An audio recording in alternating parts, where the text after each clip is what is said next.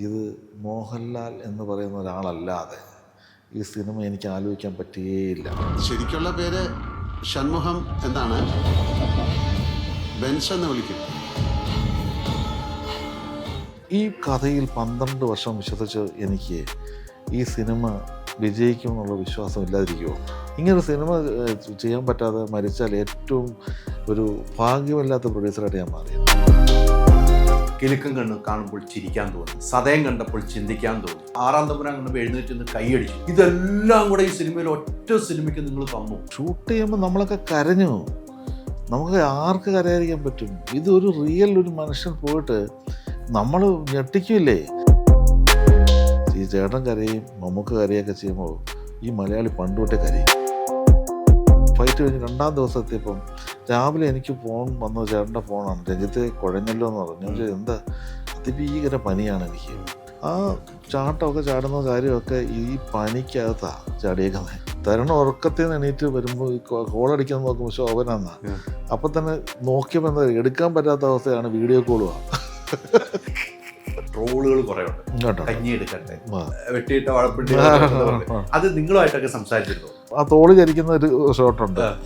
ആ തോള് ചരിക്കുന്ന ഷോട്ടൊക്കെ ചേട്ടനോട് ചെന്ന് പറയുമ്പോൾ ചേട്ടൻ എന്ത് സന്തോഷത്തോടെ മതി, എത്ര പേരെ ചരിക്കണമെന്ന് പറഞ്ഞാൽ മതി, ഞാനൊന്ന് നേരെയാക്കി വരികയായിരുന്നു.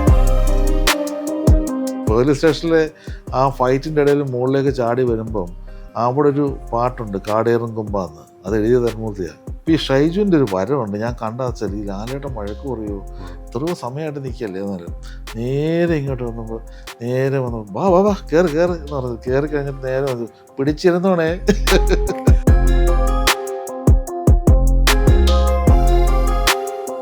Ultra modern kitchen devices. ഒരു കിച്ചണിൽ വേണ്ട എല്ലാ ലേറ്റസ്റ്റ് ബ്രാൻഡുകളും ഇവിടെയുണ്ട്.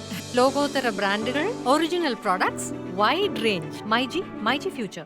വാട്സാപ്പ് വഴി ഇംഗ്ലീഷ് പഠിക്കാൻ ഇംഗ്ലീഷ് കഫേ ഉള്ളപ്പോൾ ഇംഗ്ലീഷ് ഒരു വിഷയമേ അല്ല. English cafe, we present you the perfect English. WhatsApp now 9633 888 575.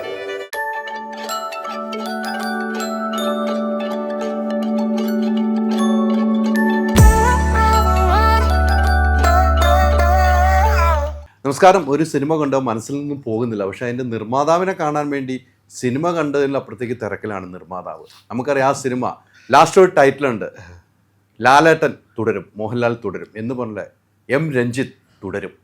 ആ സിനിമയുടെ പ്രൊഡ്യൂസർ രഞ്ജിത്ത് ചേട്ടനാണ്. നമസ്കാരം. നമസ്കാരം. എം രഞ്ജിത്ത് തുടരും, തുടരട്ടെ, തുടർന്നുകൊണ്ടേയിരിക്കും. ഞാൻ മാത്രമല്ല, എൻ്റെ സ്ഥാപനം 35 വർഷമായി. അത് ഒരുപാട് വർഷങ്ങളായിട്ട് ഇങ്ങനെ സിനിമകൾക്ക് വേണ്ടി മാത്രം ജീവിതം ഒഴിഞ്ഞു വെച്ച് സിനിമയ്ക്ക് വേണ്ടി പോകുമ്പോൾ അലി പറഞ്ഞ സന്തോഷത്തോടെ സ്വീകരിക്കുന്നു, തുടരും. തുടരണം.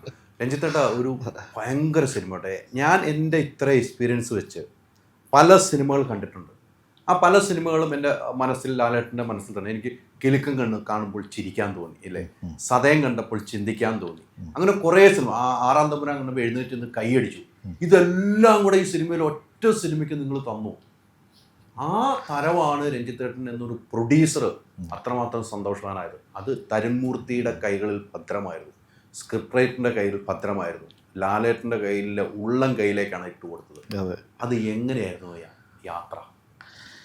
അല്ല, ശരിക്കും അത് ഞാൻ പല സ്ഥലത്തും ഇപ്പോൾ പറഞ്ഞിട്ടുണ്ട്. കാരണം ഈ കഥ എന്ന് പറയുന്നത് ഒരു 12 വർഷം മുമ്പ് ഈ KR സുനിൽ എൻ്റെ അടുത്ത് പറയുന്ന കഥയാണ്. KR സുനിലിനെ എൻ്റെ അടുത്ത് കൊണ്ടുവരുന്നത് ഗോകുൽദാസാണ്, ആ ഡയറക്ടർ ഗോകുൽദാസാണ്. ശരിക്കും ആദ്യം ഈ സിനിമ സംവിധാനം ചെയ്യാൻ വേണ്ടി എൻ്റെ അടുത്ത് വന്നത് ഗോകുൽദാസാണ്. ഗോകുൽദാസിന് സംവിധാനം ചെയ്യാൻ വേണ്ടി അദ്ദേഹത്തിൻ്റെ സുഹൃത്തായ ഈ ഇതേ ഫൈനാൻസ് കോളേജിൽ പഠിച്ചിരുന്ന ആളാണ് KR സുനിൽ. അങ്ങനെ സുനിലിനെയും കൊണ്ടാണ് വരുന്നത്. എനിക്ക് എൻ്റെ ഓർമ്മ തിരുവനന്തപുരം ഗീത് ഹോട്ടലിൽ വെച്ചാണ് ഞങ്ങളിത് കേൾക്കുന്നത്. ആ കേൾക്കുമ്പോൾ തന്നെ പക്ഷെ ഒരു സുനിലിനെ നമുക്ക് അലിക്കും അറിയാമല്ലോ. സുനിൽ എന്ന് വെച്ചാൽ വളരെ ഒരു ശുദ്ധനായ വളരെ നല്ല മനുഷ്യനാണ്. ഗോകുൽദാസ് പ്രത്യേകിച്ച് പറയണ്ട, നമ്മൾ എന്തെങ്കിലും പറഞ്ഞാൽ പോലും വായിന്ന് ശബ്ദം വരാത്ത ഒരാൾ. അപ്പോൾ ഈ 2 പേരും ഒരു കഥ എങ്ങനെ പറയുമെന്നുള്ളതിനെക്കുറിച്ചുള്ള ഒരു എനിക്കൊരു കാഴ്ചപ്പാട് എങ്ങനെയാവുമെന്ന് എനിക്കറിയില്ല. സുനിൽ ഇങ്ങനെ വളരെ പാവം, ഇങ്ങനെ വളരെ ചെറിയ ശബ്ദത്തിൽ ഈ കഥ പറയുന്നു. ഈ കഥ പറഞ്ഞ് പോകുമ്പോൾ ഞാൻ ആ കഥയിൽ അട്രാക്റ്റ് ചെയ്തുകൊണ്ടിരിക്കുമ്പോൾ ഒരു സ്ഥലത്ത് വന്നപ്പോൾ ഈ കഥയ്ക്ക് ഭയങ്കരമായൊരു ഒരു വ്യത്യാസം വന്നു. പിന്നെ കഥയുടെ ഒരു പിരിമുറുക്കത്തിൽ ഇങ്ങനെ പോയി ഇത് അവസാനിച്ച് കഴിഞ്ഞപ്പോൾ ആരെ എന്ത് എങ്ങനെയെന്നൊന്നുമല്ല, ഞാൻ ഒറ്റ വാക്ക് പറഞ്ഞുള്ളൂ, ഈ സിനിമ ഞാൻ ചെയ്യും എന്ന് പറഞ്ഞു. അന്ന് പറഞ്ഞു. അപ്പോഴാണ് ഞാൻ പറഞ്ഞു, ഇവരോട് പറഞ്ഞു, ഇവർ രണ്ടുപേരോടും പറഞ്ഞു, ഞാനിത് കേട്ടതനുസരിച്ച് ഇത് മോഹൻലാൽ എന്ന് പറയുന്ന ഒരാളല്ലാതെ ഈ സിനിമ എനിക്ക് ആലോചിക്കാൻ പറ്റുകയില്ല. അതുകൊണ്ട് ഇത് ലാലേട്ടനെ വെച്ച് മാത്രമേ ഇത് ആലോചിക്കുകയുള്ളൂ എന്ന് പറയുന്നൊരവസ്ഥയിൽ പറയുകയും അവിടുന്ന് അപ്പം തന്നെ അവരെന്നോട് പറഞ്ഞതാണ്, ശരി ഇത് ലാലേട്ടൻ്റെ അടുത്ത് നമ്മളിങ്ങനെ പറഞ്ഞ കഥ പറഞ്ഞാൽ ഞങ്ങൾ ഒരു പരിചയമില്ലാത്തവരല്ലേ പറഞ്ഞ് കേൾക്കുമോ, അങ്ങനെയൊക്കെ ഒരുപാട് ആശങ്കകൾ അവർക്കുണ്ടായിരുന്നു. ഞാനത് പറഞ്ഞു, സുനിൽ ലാലേട്ടനോട് കഥ പറഞ്ഞു. ആ കഥ പറഞ്ഞതിന് ശേഷം പിന്നീട് ഞാൻ കഥ പറഞ്ഞതിന് ശേഷം കഥ കേട്ടു. കഥ കേട്ടിട്ട് ലാലേട്ടൻ്റെ അടുത്ത് പറഞ്ഞു, ആൻ്റണിയും കേട്ടു. എന്നോട് രണ്ടുപേരും പറഞ്ഞു നന്നായിരിക്കുന്നു, കഥ നന്നായിരിക്കുന്നു പറഞ്ഞു. അങ്ങനെ ഞാൻ അടുത്ത 2 ദിവസം കഴിഞ്ഞപ്പോൾ ചേട്ടനെ പോയി, സ്പിരിറ്റിൻ്റെ ലൊക്കേഷനാണ് എൻ്റെ ഓർമ്മ, അന്നത്തെ കാലം. അതെ അതെ അതെ അതെ. അപ്പോൾ അവിടെ സ്പിരിറ്റിൻ്റെ ലൊക്കേഷൻ പോയി ഈ പറയുമ്പോൾ ചേട്ടൻ എൻ്റെ അടുത്ത് പറയുന്നു, രഞ്ജിത്ത് ഇത് നല്ല ഉഗ്രൻ കഥയാണ്, പക്ഷേ ഇത് ഭയങ്കര വളരെ ഒരു ഇമ്പാക്റ്റോടുകൂടി എടുത്തെങ്കിൽ മാത്രമേ ഇതിന് നമുക്ക് വർക്കൗട്ടാവുള്ളൂ. അപ്പോൾ അന്ന് ഈ ഗോകുൽ ഒരു ആർട്ട് ഡയറക്ടർ എന്നുള്ള നിലയിൽ അങ്ങനെ വലിയ ലെവലിലേക്ക് എത്തിക്കൊണ്ടിരിക്കുന്ന സമയമാണ്. അപ്പോൾ അദ്ദേഹത്തിൻ്റെ കയ്യിൽ തൂങ്ങുമോയെന്ന് എനിക്ക് സംശയമുണ്ട്. ഇനി രഞ്ജിത്തിന് അങ്ങനെ വല്ല വിഷമമുണ്ടെങ്കിൽ അയാളുടെ കഥ വരാൻ ചോദിക്കുക. ഇനി തരുന്ന സമയത്ത് അദ്ദേഹത്തിന് വിഷമമുണ്ടെങ്കിൽ ചെറിയ എന്തെങ്കിലും സബ്ജക്റ്റ് ആണെങ്കിൽ ഞാൻ ചെയ്യുന്നതിന് എനിക്ക് പ്രശ്നമില്ല എന്ന് പറഞ്ഞ് നല്ല മനസ്സോടെ ചേട്ടൻ പറഞ്ഞു.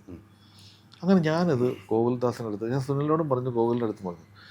എനിക്ക് അത്ഭുതപ്പെടുത്തിക്കൊണ്ട് ഗോകുൽ എന്നോട് പറഞ്ഞ കാര്യം ചേട്ടാ, ഞാൻ അങ്ങോട്ട് പറയാനിരിക്കുകയായിരുന്നു, എനിക്ക് ലാൽ സാറിനെ വെച്ച് ഈ ഒരു സിനിമ ചെയ്യാനുള്ള ധൈര്യമില്ല, എൻ്റെ കയ്യിലില്ല. ഞാൻ ആകെ ചേട്ടൻ പറഞ്ഞത് ഈ KR സുനിൽ എന്ന് പറയുന്ന എൻ്റെ സുഹൃത്തിൻ്റെ ഈ കഥ ചേട്ടന് സിനിമയാക്കി ഇതൊരു നല്ല സിനിമയാക്കണം, അത് ചേട്ടനൊന്ന് ചെയ്തു തന്നാൽ മതി എന്ന് പറഞ്ഞു. അങ്ങനെ അവിടെ നിന്നാണ് എൻ്റെ തുടക്കം. പിന്നീട് ഒരുപാട് വർഷങ്ങളുടെ ഒരു കാത്തിരിപ്പുണ്ട്. അത് എന്നെ സംബന്ധിച്ചിടത്തോളം വലിയൊരു വെല്ലുവിളിയായിരുന്നു. കാരണം ഈ കഥയുമായി KR സുനിലും ഞാനും ഒരു 5-6 സംവിധായകരിലൂടെ കടന്നു പോയിട്ടുണ്ട്. അതൊക്കെ ഇവിടുത്തെ ഹിറ്റ് മേക്കേഴ്സും ഹിറ്റ് സിനിമകൾ ചെയ്തവരൊക്കെയാണ്, എല്ലാ സുഹൃത്തുക്കളുമാണ്. അതുകൊണ്ട് ആരുമായിട്ട് അഭിപ്രായ വ്യത്യാസമില്ല, ഒന്നുമില്ല. പക്ഷെ പല പല കാരണങ്ങളിൽ ഈ കഥയിൽ പല സ്ഥലത്തും അത് കറക്റ്റ് ആവുന്നില്ല. അപ്പോഴൊക്കെ ഈ സിനിമ, അപ്പോഴൊക്കെ എൻ്റെ കൂടെ ഈ പറയുന്ന പോലെ ലാലേട്ടനും ആൻ്റണിയും കൂടെ നിൽക്കുകയാണ്. കാരണം ഈ സിനിമയിൽ കുറച്ച് വിശ്വാസവർക്ക് നേരത്തെ ഉണ്ട്, 2 പേർക്കുണ്ട്. അത് വർഷങ്ങളോളം ആയെന്നാലേക്കണം.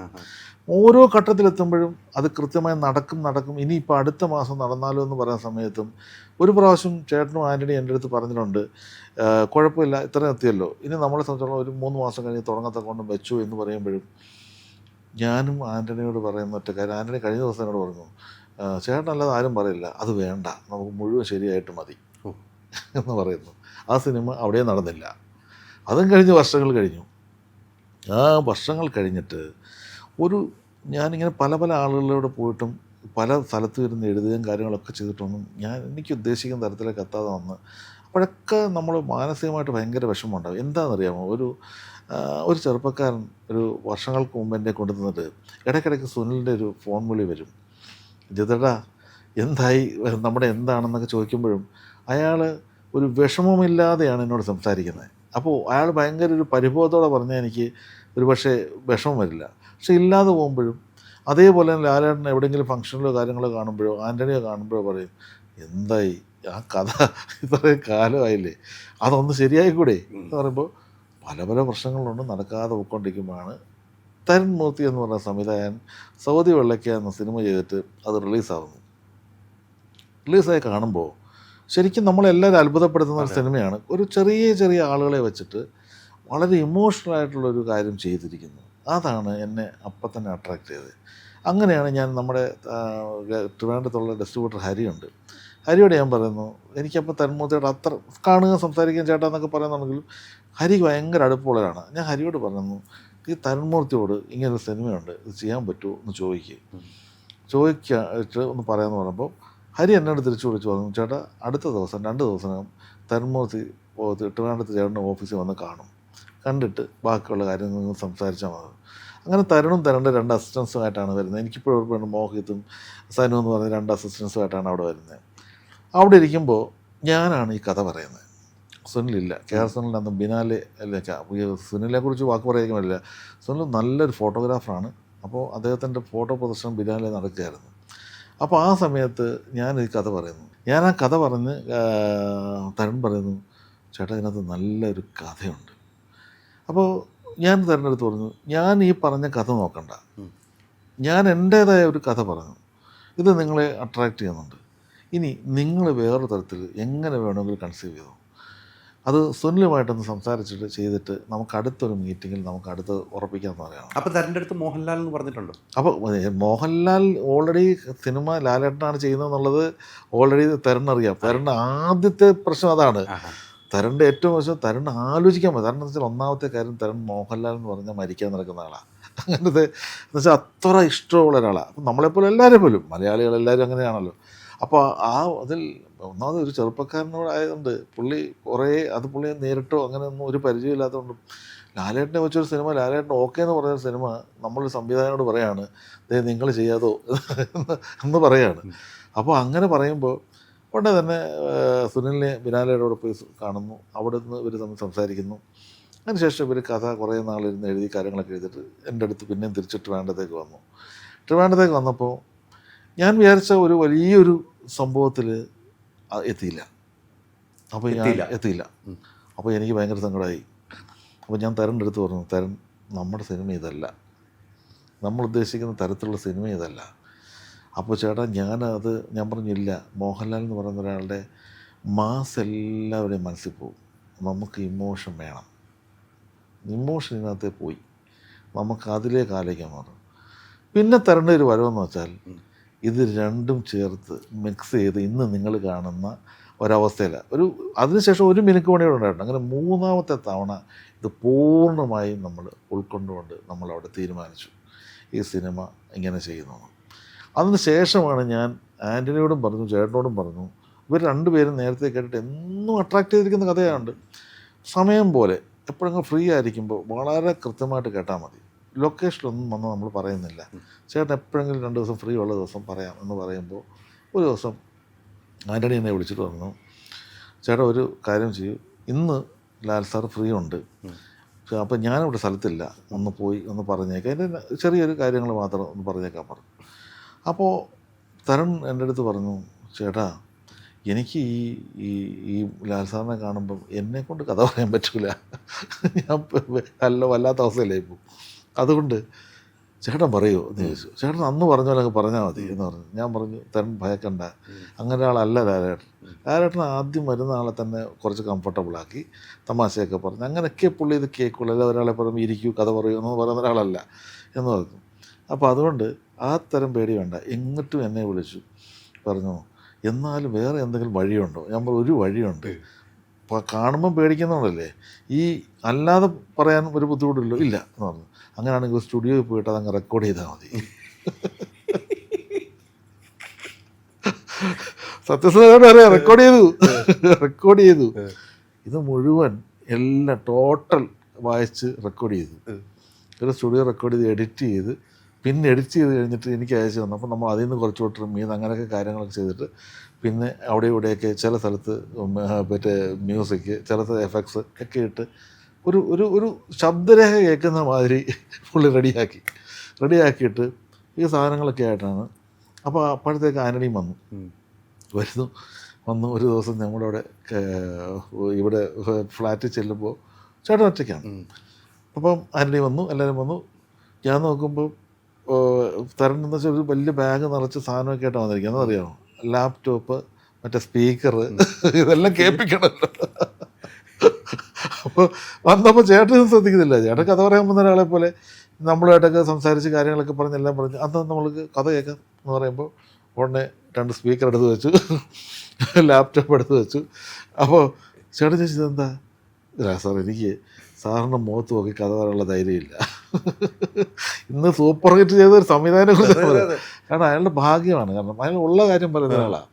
പറഞ്ഞു, എനിക്കിത് ചിലപ്പോൾ ഞാൻ പതറിപ്പോവും, അതുകൊണ്ട് എനിക്ക് പറയാനുള്ളത് മൊത്തം ഞാൻ റെക്കോർഡ് ചെയ്ത് വെച്ചിരിക്കുക എന്ന് പറഞ്ഞു. അങ്ങനെയാണ് അത് കേൾപ്പിക്കുന്നത്. കേട്ടപ്പം ചേട്ടന് എല്ലാവരും ഭയങ്കര ഇഷ്ടപ്പെട്ടു. കാരണം പോകുന്നത് ഇങ്ങനെ ഒരു സിനിമ പോകുന്നതല്ല, എങ്ങനെ പോകുമ്പോൾ അപ്പോൾ ചേട്ടൻ എന്തെങ്കിലും സംശയം വന്നാൽ പോസ് ചെയ്യും. അപ്പോൾ അങ്ങനെ പറഞ്ഞ് അങ്ങനെ കുറച്ച് കഴിഞ്ഞ് അങ്ങനെ പോയി കഴിയുമ്പോഴത്തേക്ക് ചേട്ടൻ പറഞ്ഞു, ഇനിയിപ്പോൾ നമ്മൾ പറഞ്ഞുകൊണ്ടിരിക്കുക. അപ്പോൾ ഒരു സ്ഥലത്ത് വന്നപ്പോഴത്തേക്ക് പറഞ്ഞു, ഇനി പറയാൻ ധൈര്യമായോ എന്ന് ചോദിച്ചു. അപ്പോൾ തന്നെ പറഞ്ഞു, എനിക്ക് ധൈര്യമായി എന്നത് പറഞ്ഞു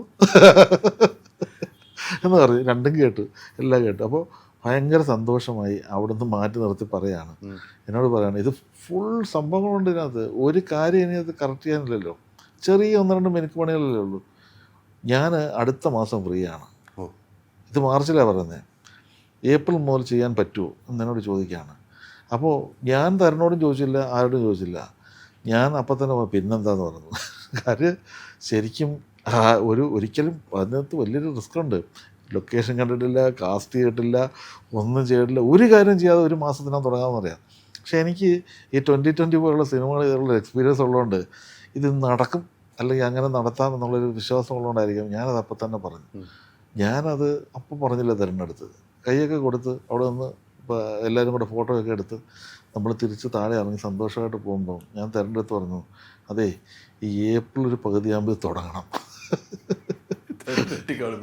എൻ്റെ ചേട്ടാ ഇതെങ്ങനെ തുടങ്ങും? ഞാൻ പറഞ്ഞു, തുടങ്ങാം, നമുക്കെല്ലാം ശരിയാക്കാം, അതൊക്കെ നമ്മൾ ശരിയാക്കാം, 4 വഴിക്കും നമുക്ക് തുടങ്ങാമെന്ന് പറഞ്ഞിട്ട് അവിടെ നിന്നാണ് ഷാജി വരുന്നു, ഡിക്സൺ വരുന്നു, ഗോകുല് വരുന്നു, ഇങ്ങനെ ഒരു മിടുക്കന്മാരായ ബിനു പപ്പ പോലെ ചെറുപ്പക്കാർ തരേണ്ട അസിസ്റ്റൻസും കൂടെ 4 വഴിക്കും ഓടുകയാണ്. ലൊക്കേഷൻ നോട്ടം, അങ്ങനെ കാര്യങ്ങളൊക്കെ നോക്കി അതിൻ്റെ ഒരേ സമയത്ത് കാസ്റ്റിംഗ്.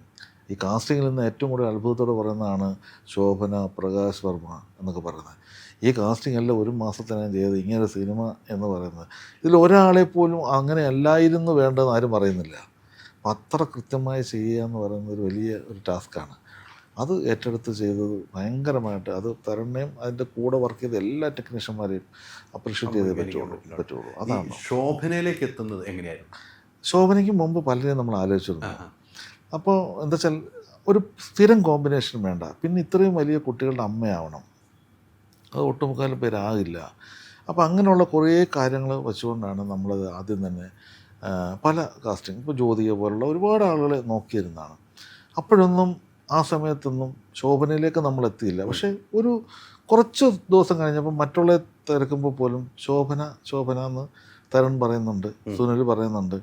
അപ്പോഴൊക്കെ എനിക്ക് ശോഭന എന്ന് പറഞ്ഞ ഒരു പടം ചെയ്യാൻ വേണ്ടി വരുന്ന ആവശ്യം കൊണ്ട് പോലും മദ്രാസിൽ വർക്ക് ചെയ്യുകയും അവിടെ മാത്രമായിട്ട് ചെയ്ത് കൊണ്ട് സിനിമയിൽ അഭിനയിക്കുക ചെയ്തത്. കാരണം ശോഭനയെക്കുറിച്ച് എല്ലാവർക്കും അറിയില്ല. കാരണം വളരെ ഒരുപാട് പ്രോഗ്രാംസും ഒരുപാട് അവിടെ ഡാൻസ് ക്ലാസ്സും എല്ലാം ഒരു കലയ്ക്ക് വേണ്ടി ജീവിതം സമർപ്പിച്ചൊരു ആളാണ് ശോഭന.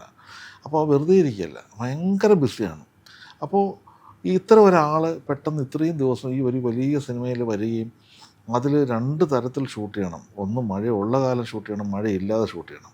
അപ്പോൾ ഇതിനകത്തൊക്കെ ഒരുപാട് ബുദ്ധിമുട്ടുണ്ട്. ഇതിനകത്ത് വെച്ചിട്ട് ഞാൻ പറഞ്ഞു, ഇത് നമുക്ക് പാടാം, നമുക്ക് അങ്ങനെ പറഞ്ഞു, ഇല്ല ചേട്ടനൊന്ന് ചോദിച്ചു നോക്ക്, ചേട്ടൻ നല്ല അടുപ്പമല്ലേ, ചേട്ടനൊന്ന് ചോദിച്ചു നോക്ക്, എന്നോട് അടുപ്പമുണ്ട്, ചിപ്പിയോട് അടുപ്പമുണ്ട്, വളരെ അടുപ്പമുള്ള, അപ്പോൾ ചേട്ടൻ അങ്ങനെ ചോദിച്ചു നോക്ക്. അപ്പോൾ തന്നെ ഞാൻ അവിടെ നിന്നുകൊണ്ട് തന്നെ ഫോൺ ചെയ്തപ്പം എന്നെ രഞ്ജിത്ത് ജി എന്നേ വിളിക്കുള്ളൂ. അപ്പോൾ ജി എന്താണ് എന്ന് ചോദിച്ചു. ഞാനിങ്ങനെ ഈ കാര്യങ്ങളൊക്കെ പറഞ്ഞു. അപ്പോൾ പറഞ്ഞപ്പോൾ എൻ്റെ അടുത്ത് പറഞ്ഞു, അയ്യോ മോഹൻലാലിൻ്റെ സിനിമയിൽ എന്നാ എന്ന് ചോദിച്ചു. ഞാൻ പറഞ്ഞു, അടുത്ത മാസം. അയ്യോ, കാരണം ഇത് ഇപ്പോഴൊന്നും തീരുമാനിച്ച പടമാണ്. ഞാൻ പറഞ്ഞു, ഉടനെ ഇപ്പോൾ തീരുമാനിച്ചിട്ടേ ഉള്ളൂ, ഇതാണ് കാര്യം എന്നൊക്കെ പറഞ്ഞിട്ടെല്ലാം പറഞ്ഞിട്ട് കുറേ കാര്യം എൻ്റെ അടുത്ത് പറഞ്ഞു. എൻ്റെ ക്ലാസ്, എൻ്റെ പ്രോഗ്രാംസ്, എൻ്റെ ഇന്ന ദിവസങ്ങളിലെ പ്രശ്നങ്ങളെല്ലാം പറഞ്ഞു. ഞാൻ പറഞ്ഞു, ഇതൊക്കെ അവിടെ നിൽക്കട്ടെ, ഇതൊക്കെ വേണോ വേണ്ട എന്ന് തീരുമാനിക്കുന്ന ഈ കഥാപാത്രവും ഈ കഥയും കേൾക്കുമ്പോഴല്ലേ. ചിലപ്പോൾ ഇതെല്ലാം പറഞ്ഞിട്ട് കഥ കേൾക്കുമ്പോൾ കൊള്ളില്ല, ഞാൻ അഭിനയിക്കുന്നില്ല എന്ന് പറഞ്ഞാൽ, അതുകൊണ്ട് ഈ കഥയൊന്ന് കേട്ടു നോക്കെന്ന് പറഞ്ഞിട്ടാണ് ഞാൻ പറയുന്നു. അപ്പോൾ ഞാൻ പറഞ്ഞു, തരുണിൻ്റെ നമ്പർ ഞാൻ കൊടുത്തിട്ട് ഞാൻ പറഞ്ഞു, തരുൺ വിളിക്കും, ഈ നമ്പറിൽ നിന്ന് വിളിച്ചാൽ എടുക്കണം എന്ന് പറഞ്ഞു. ഞാൻ അങ്ങോട്ട് കൊടുത്തു.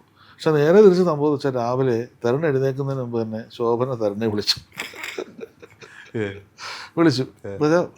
നമ്മുടെ മറ്റുള്ളവരെ പോലല്ലോ, ഇത് രാവിലെ ഏറ്റവും ഏർലി മോർണിംഗ് എഴുന്നേറ്റ് എല്ലാ കാര്യങ്ങളിലും വളരെ കൃത്യമായുള്ള ഒരാളാണ് ശോഭന. അപ്പോൾ അതുകൊണ്ട് രാവിലെ തന്നെ വിളിച്ചപ്പം തരുൺ ഉറക്കത്തിൽ നിന്ന് എണീറ്റ് വരുമ്പോൾ ഈ കോളടിക്കാൻ നോക്കുമ്പോൾ ശോഭന എന്നാ. അപ്പം തന്നെ നോക്കിയപ്പോൾ എന്താ എടുക്കാൻ പറ്റാത്ത അവസ്ഥയാണ്, വീഡിയോ കോളുവാ.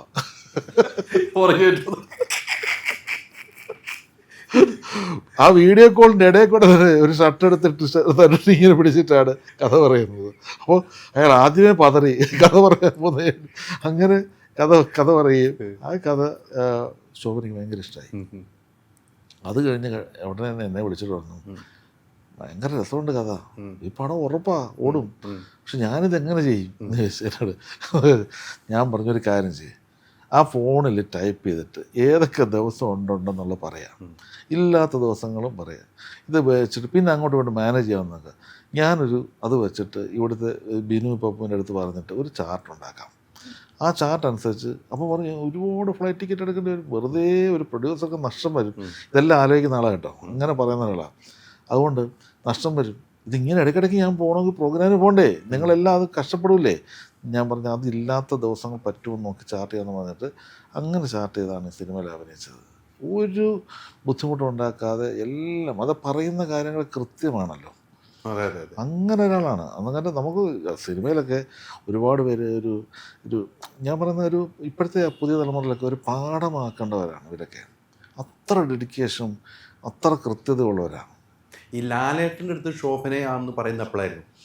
ഞാനിങ്ങനെ അപ്പോൾ ഓരോ ദിവസവും ചേട്ടൻ ഇങ്ങനെ പറയും, ലാലേട്ടൻ ആദ്യം കഥ പറയുമ്പോൾ തൊട്ട് ചോദിക്കുന്നത് നായിക ഇല്ല ആരായിരിക്കും? നായിക ആരായിരിക്കും ഓരോ ദിവസവും ഇങ്ങനെ വിളിച്ച് അല്ലെങ്കിൽ ചേട്ടൻ എവിടെ നിന്നെങ്കിലൊക്കെ വിളിച്ചിട്ട് എന്നോട് ചോദിക്കും എന്തായി നമ്മുടെ നായിക എന്ന് ചോദിക്കും. അപ്പോൾ ഓരോരുത്തരുടെ കാര്യം ഞാൻ ഇങ്ങനെ പറയുമ്പോൾ കിട്ടും, അത് നോക്ക് നമുക്ക് നോക്കാം എന്ന് പറഞ്ഞു.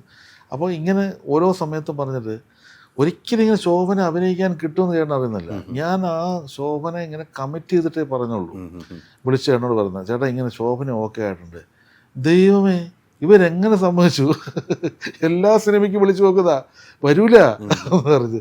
ഞാൻ പറഞ്ഞു അപ്പോഴേ ചേട്ടൻ പറഞ്ഞത് ഈ ഡാൻസ് ക്ലാസ്സിന് ഞാൻ പറഞ്ഞു അതെല്ലാം മാനേജ് ചെയ്ത് നമുക്ക് ചെയ്യാൻ. അയ്യോ നല്ല കാസ്റ്റിംഗ് ആണ്, ഇനി ഒന്നും ആലോചിക്കണ്ട എന്ന് പറഞ്ഞ ഒരാളാണ്.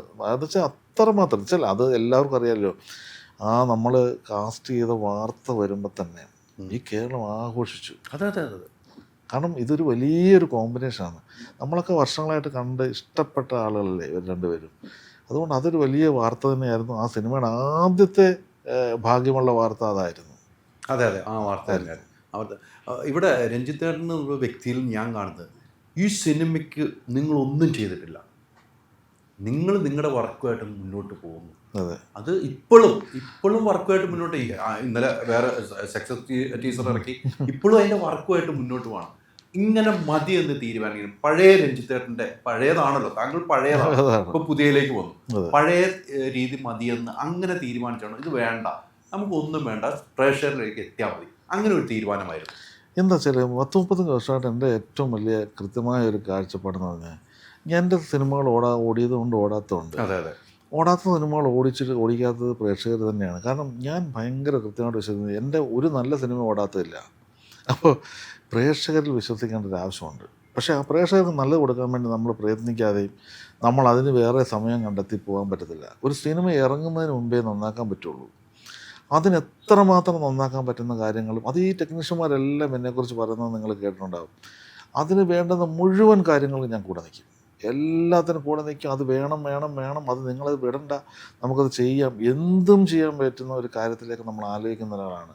അതെന്തിനാണെന്ന് വെച്ചാൽ എനിക്ക് ഈ കഥയിൽ 12 വർഷം വിശ്വസിച്ച് എനിക്ക് ഈ സിനിമ വിജയിക്കുമെന്നുള്ള വിശ്വാസം ഇല്ലാതിരിക്കുമോ? കാരണം എൻ്റെ ഒരു വിശ്വാസം ഇത്ര കാലം ഇതിങ്ങനെ ഞാൻ കയ്യിൽ വിടാതെ കൊണ്ടു കിടക്കണമെങ്കിൽ ഇതൊരു സക്സസ് ഉണ്ടാക്കാൻ വേണ്ടി അതിന് വേണ്ടിയിട്ട് എല്ലാ കാര്യങ്ങളും ചെയ്തപ്പോഴും ഞാൻ ഈ പിന്നെ ഓൺലൈൻ പരസ്യങ്ങൾ ഒഴിവാക്കി എന്നുള്ളതല്ല. ഓൺലൈൻ പരസ്യങ്ങളിൽ നമ്മൾ പറയുമ്പോൾ നമ്മളെല്ലാം സിനിമയ്ക്ക് മുമ്പ് സംസാരിക്കുമ്പോൾ അതിൽ പലതും അഹങ്കാരമായി തോന്നും. കാരണം ഇതെന്താണ് ഇതൊക്കെ വന്നില്ല. പക്ഷെ ഇപ്പം ഞാൻ അലിയോട് പറയുമ്പോൾ എനിക്ക് നിങ്ങളെല്ലാം സിനിമ കണ്ടതിന് ശേഷമാണ്, ഒരാഴ്ചയും കഴിഞ്ഞതിന് ശേഷമാണ് ഞാൻ പറയുന്നത്. അപ്പോൾ എനിക്ക് സന്തോഷത്തോട് പറയാം, അല്ലെ സമാധാനത്തോട് പറയാം. മറ്റേത് ഞാൻ എൻ്റെ അവകാശവാദമാണ്. അതെ അതെ അതെ, ഈ അവകാശവാദങ്ങൾ പറയുന്നതിനോട് താല്പര്യമില്ലാത്ത ഒരാളാണ് ഞാനതുകൊണ്ടാണ് പറഞ്ഞത് നമ്മളത് പറയണ്ട, നമ്മുടെ സിനിമ സംസാരിക്കട്ടെ. ആദ്യത്തെ ദിവസം സിനിമ ഇറങ്ങിയപ്പോൾ തൊട്ട് ഈ പ്രേക്ഷകർ അങ്ങോട്ടും ഇങ്ങോട്ടും സംസാരിക്കുന്നതല്ലേ ഈ സിനിമയുടെ ഏറ്റവും വലിയ പരസ്യം. അതാണ് എൻ്റെ ഏറ്റവും വലിയ പരസ്യം. ആ പരസ്യം എനിക്ക് തന്നത് ഈ നമ്മുടെ മലയാളികളായ പ്രേക്ഷകരല്ലേ. അപ്പോൾ അവരെ നമ്മൾ വിശ്വസിക്കണ്ടേ? ആ വിശ്വാസം മാത്രമേ ഞാൻ ചെയ്തുള്ളൂ. അല്ലാതെ എനിക്ക് അങ്ങനെ ഒരു വിശ്വാസം ഈ സിനിമയിൽ ഉണ്ടായിരുന്നുള്ള സത്യം തന്നെയാണ്. തീർച്ചയായിട്ടും ഉണ്ടായിരുന്നു, അതിന് സംശയമില്ല. ഇവിടെ മറ്റു ഏറ്റവും പ്രധാനപ്പെട്ട കാര്യം 12 വർഷത്തെ യാത്രയല്ലേ.